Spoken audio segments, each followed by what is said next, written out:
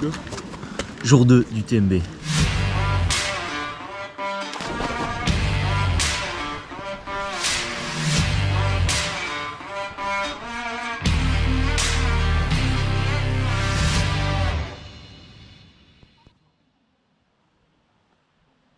Ouais les gars, je viens actuellement de me lever, il est 6h40, j'ai super bien dormi mais par contre, qu'est-ce que j'ai mal de partout. Et là, on va refaire que de la montée, ça va être terrible. Je vais attendre que Paul se réveille, je vais aller le réveiller et puis voilà. Bon, j'ai fait ma première erreur lors de cette TMB, en gros je vous explique, j'avais mis à sécher tous mes vêtements comme vous avez vu hier, mais il n'y a rien de sec.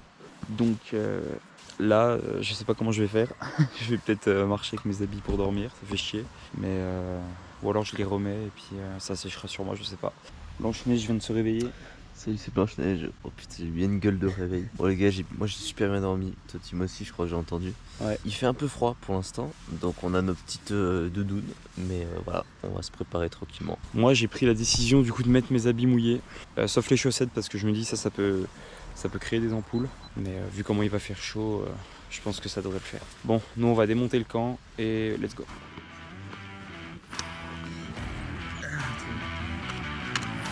Jour 2 du TMB.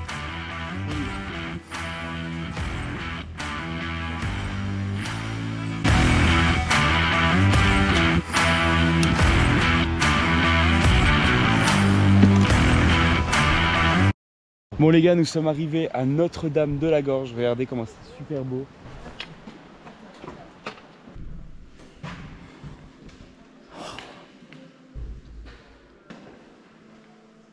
J'ai l'impression que c'est très typique d'ici, cette espèce de plafond là, coloré un peu bleu, avec le clocher qui est vraiment typique savoyard. C'est magnifique, absolument magnifique.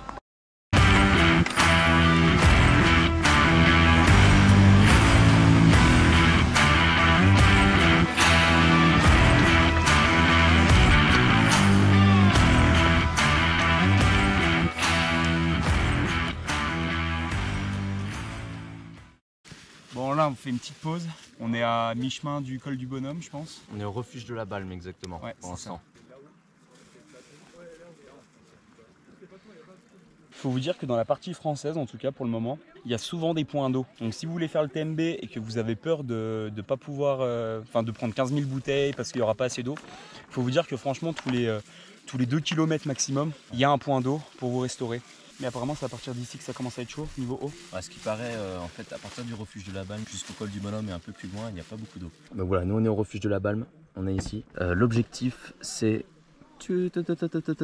On prend la variante du coup, on va monter à 2700. Et puis objectif, on dort entre le refuge des Motets et la frontière italienne parce que dormir bivouaquer en Italie c'est très compliqué au niveau de la législation.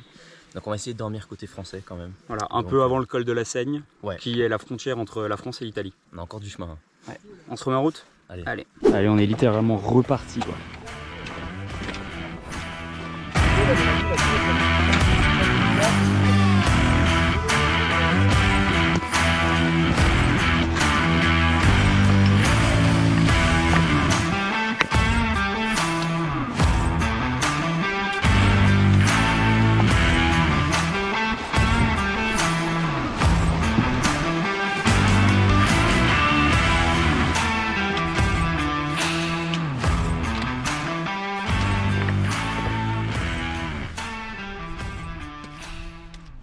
Ok, c'est bon les gars, on vient d'arriver au col du Bonhomme, 2300 mètres d'altitude, donc il y a pas mal de monde. Je suis éclaté et j'ai plus d'eau.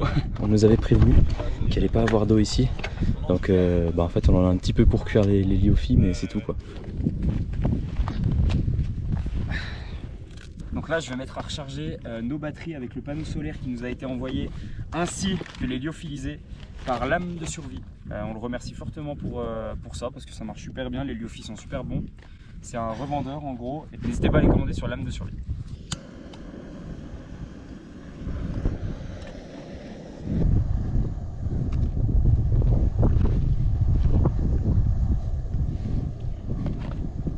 Je sais pas, il y a des sachets dedans. C'est pour conserver le... Ah, ça se verse pas dedans? Ah non. Mais en même temps, regardez, on dirait, tu sais, vous savez, dans les paquets chinois, là, des nouilles chinoises, là, on dirait la petite sauce que tu enfin le petit truc là, que tu rajoutes. Là. En vrai, par contre, ça a l'air d'être bon. Ça a l'air bon, ça sent bon. Ah ouais, grave. Ouais. Ça a l'air plutôt pas mal. Et toi, c'est quoi ton repas? Et moi je vais vous montrer. Moi, c'est un buckwheat pot and turkey. Moi c'est tout simplement Turkey, ça a l'air un dingue. chili con carne. Ah, il me donne trop envie. Et Tu feras goûter, gros. ouais, je te ferai goûter. Bon, petite astuce aussi, on s'est mis pieds nus. C'est une petite astuce que nous a donné le Alexis Brums pour éviter les ampoules. Là, sachant qu'on va peut-être rester une petite heure ici, le temps de se reposer. Voilà. Parce que c'est plus chaud. Si je t'ai dit 300. Hop. On se court un peu.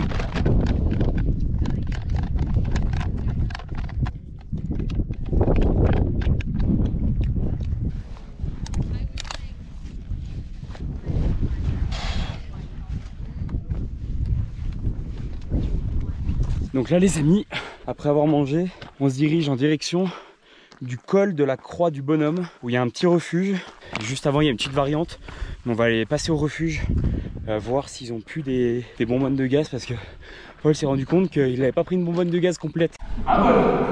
Et en même temps, on va se prendre un petit coca, un truc bien sucré, quoi, pour nous aider à marcher, parce qu'on a encore un peu de dénivelé à faire.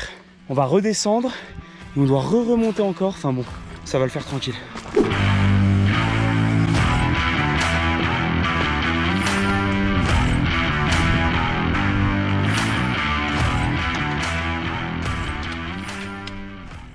Bon, ici il y a la variante qu'on doit prendre tout à l'heure, et on va aller vers le refuge là-bas pour aller remplir nos gourdes, parce que là on est assoiffés comme des... Et moi qui est assoiffé. Comme des chameaux. Des chameaux, voilà. Tu sais que les chameaux ils boivent du coca.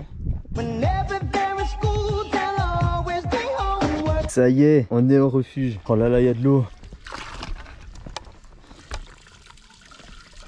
Je crois que t'avais soif. C'est la meilleure eau de ma vie, jamais bu une eau aussi bonne. Alors vraiment les gars, on vous prévient, hein, depuis le refuge de la Balme, il n'y a pas de fontaine d'eau. Jusqu'ici au refuge de la Croix du Bonhomme. Donc voilà, faut prévoir.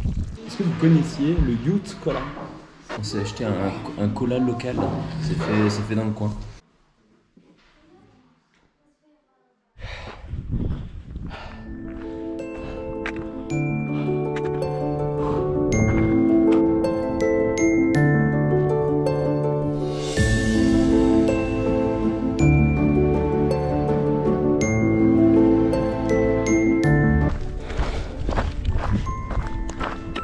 Tu t'amuses?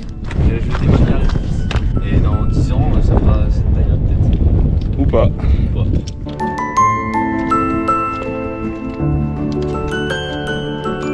Donc là on va direction la ville des glaciers, c'est à 1h20 et ensuite on va monter jusqu'au refuge des motets. Donc en gros il y en aura pour 2 heures de marche, on va juste faire une petite pause au refuge, à la ville des glaciers, parce que moi je commence un peu à avoir mal aux pieds, donc je vais voir ce qui se passe et voilà. Mais franchement on est dans des paysages, on se croirait dans un semi-Far West, dans une semi-Écosse, enfin c'est magnifique quoi. On se croirait trop, je sais pas, en Syrie. Ok.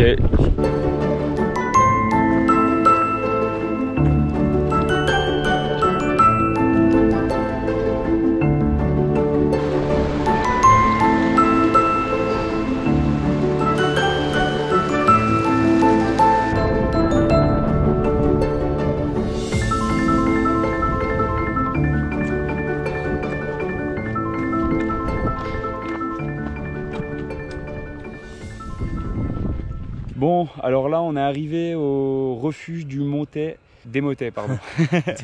Ils prennent pas de tente vers eux, donc en fait on a dû rebrousser un petit peu chemin. On avait trouvé un coin où il y a plein de gens qui se sont installés et tout, où tout le monde a un peu posé sa tente, donc on va dormir par là. On dort quand même sous un cadre qui est quand même splendide. C'est quand même absolument magnifique. Regardez.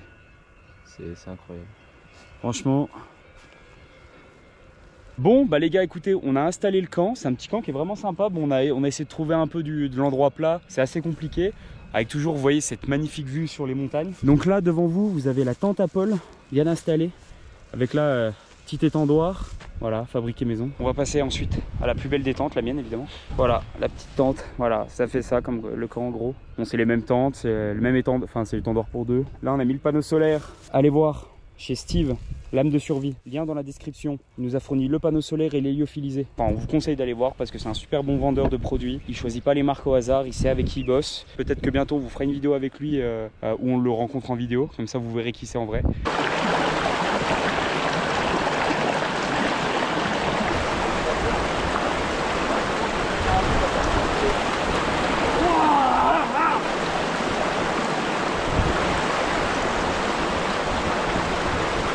Bon alors les amis, on a rencontré Hippolyte sur le Tour du Mont Blanc. Et on va normalement marcher avec lui demain pour des bonnes heures quand même. Ah ouais, on peut-être manger. Un bon col déjà. Voilà. Donc en tout cas super rencontre et bah voilà, vous le verrez sur la suite de la vidéo.